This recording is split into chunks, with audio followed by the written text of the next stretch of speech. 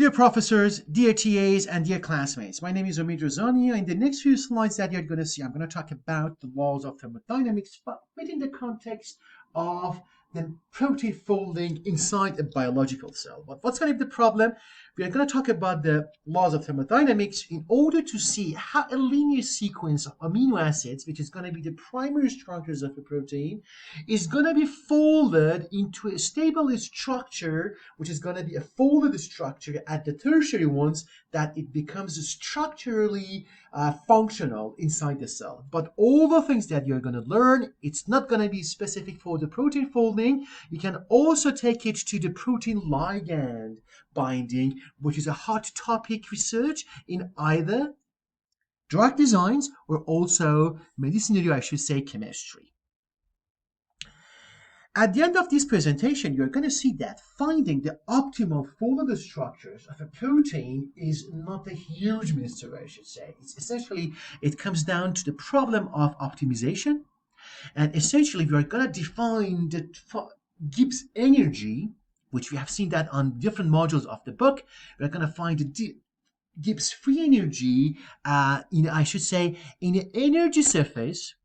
And now we are just going to optimize it to find the minimum one and the steepest descent of, I should say, the energy surface, and that point essentially shows, I should say, the native state or the structurally stable folded protein. And now we start from an unfolded state, which is the linear sequence of the amino acids.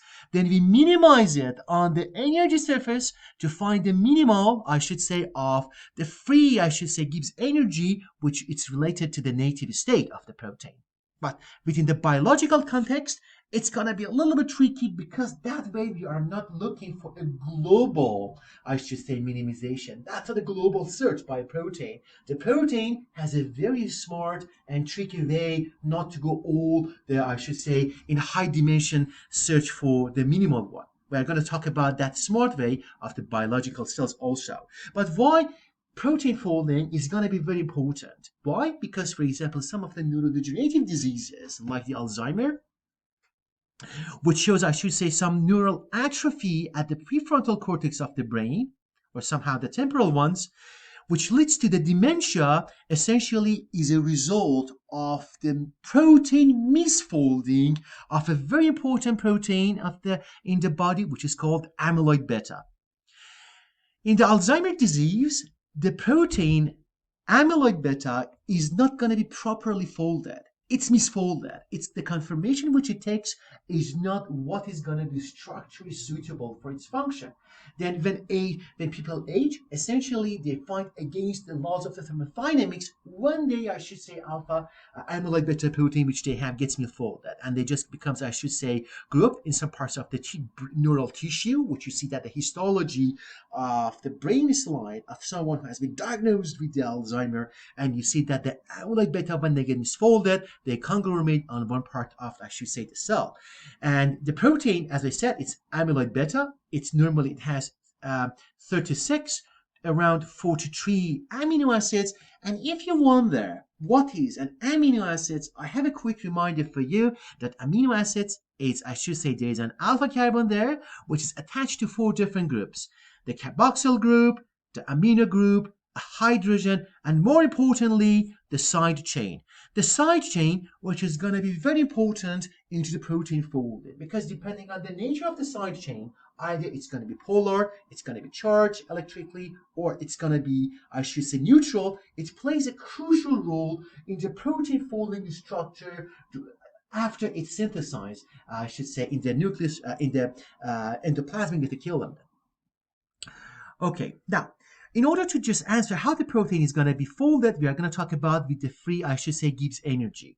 We know that it has 2 different parts. The Gibbs energy has 2 parts. The first part is going to be enthalpy of the formation, which essentially relates to the formation or dissociation of the bonds, either ionic or covalent bonds. And also, we are going to talk about the organization, I should say, energy, which is a product of the temperature into the entropy of the cell. Then we have 2 drivers that decides on the folding process of the protein. And also, we are looking at the protein folding at two different perspectives. The first one is going to be as a kind of a reactant, which is going to be the unfolded concentration of the proteins, and the product is going to be the folded concentration of the proteins. And definitely, we are looking for the case that the Gibbs free energy is going to be a negative one, which shows that the energy, which shows that the protein folding is going to be a spontaneous process. Because we are not expecting to have the protein after its synthesis, that there should be an external push to have it folded inside the cell. We want it, optimally, this process to be spontaneous. And now, as I said, we are looking, you have two drivers of the protein folding. Either it's going to be enthalpy of the formation, or either it's going to be, I should say, the entropy, which is, we call that the product of it with the temperature, which we call that, I should say, the organization energy. For the enthalpy, we are just looking at the electrostatic interactions between, I should say, the components with the atoms of that structure.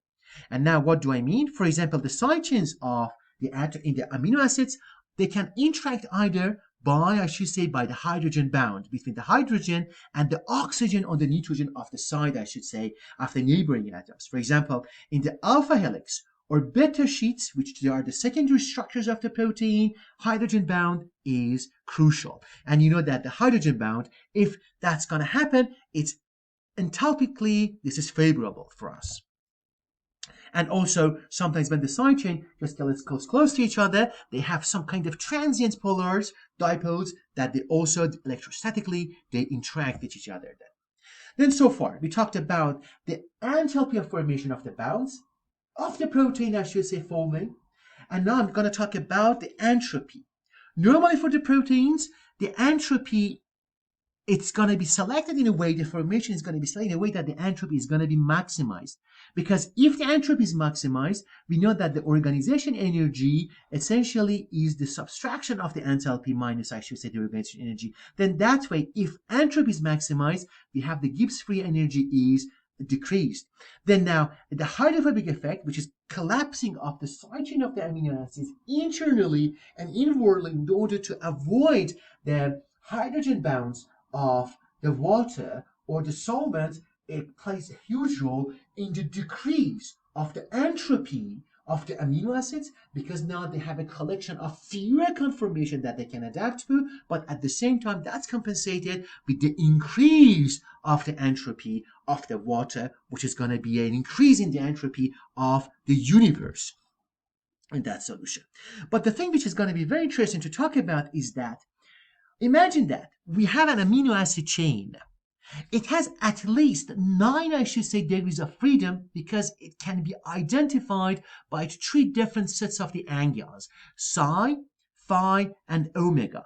And imagine that if you have an amino acid chain, which it has 150 amino acids, then you can have 10 to the power of 150 conformations that the protein can just rotate around its angles and give a distinctly different conformation in a folded structure. But the problem is that if the protein, if the cell wants to spend time to globally search for the optimal folded structures among 10 to the power 150 conformation, it takes billions of the years.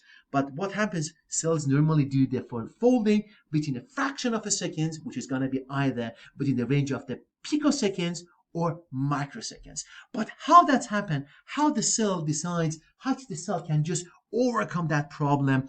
And now we just come to this very interesting, I should say, theory that the folding pattern of the protein inside a biological cell, it has a recipe which is embedded inside, I should say, the domain of that amino acid sequences. Then the amino acid sequence also, it bears the code, secret code, that how it has to be folded. Then the cells, they do not go through the global search to find the optimal folded structures. They know in advance what folded structure is going to be more suitable structurally and functionally for the cell.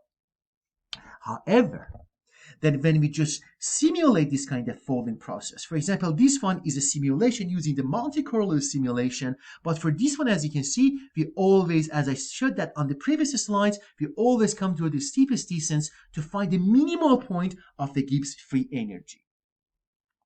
But you learn that the cells, they have a much smarter, a kind of a trick not to go through within these high dimensions to search for the optimal minimal to find the folded structures. But before we end, I'm just going to ask you this very interesting question. That based on the things that you have learned thermodynamically, do you think that the protein misfolding can be an irreversible process or is a reversible process? That answer that you find for this question can be a significant, I should say, advances in the science, specifically for Parkinson and Alzheimer's disease. What do you think thermodynamically? Protein misfolding is reversible or irreversible? And now we come to an end. I'd like to thank you very much for taking your time to listen to my presentation and have a very nice day.